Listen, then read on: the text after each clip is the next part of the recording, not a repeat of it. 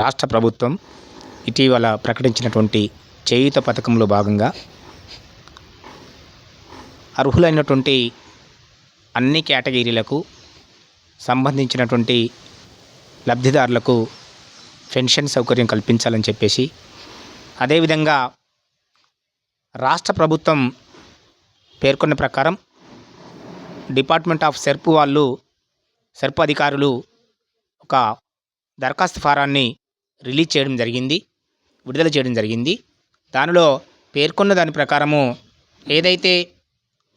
గ్రామీణ ప్రాంతాల్లో అతి పేదరికంలో కొట్టుమిట్టాడుతున్నటువంటి ఆర్థిక సమస్యలతో కొట్టుమిట్టాడుతున్నటువంటి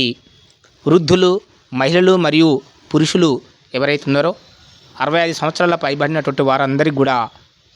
ప్రభుత్వం పేర్కొన్న ప్రకారము వృద్ధాప్య పింఛని మహిళలకు మరియు పురుషులకు అందించాలని చెప్పేసి, అదేవిధంగా గ్రామీణ ప్రాంతాలలో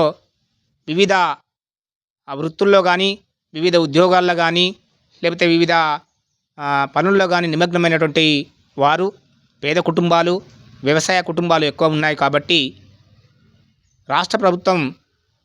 ఈ వేదిక నుంచి దయచేసి నేను అప్పీల్ చేస్తూ ఉన్నా రాష్ట్ర ప్రభుత్వానికి, నిరుపేదలైనటువంటి కడు బీదరికలను పుట్టినటువంటి 65 సంవత్సరాలు పైబడినటువంటి వృద్ధులు, మహిళలు, పురుషులకు అర్హులైనటువంటి ప్రతి ఒక్కరికి కూడా చేయూత పథకంలో భాగంగా పెన్షన్ సౌకర్యం కల్పించి ఆదుకోవాలని చెప్పేసి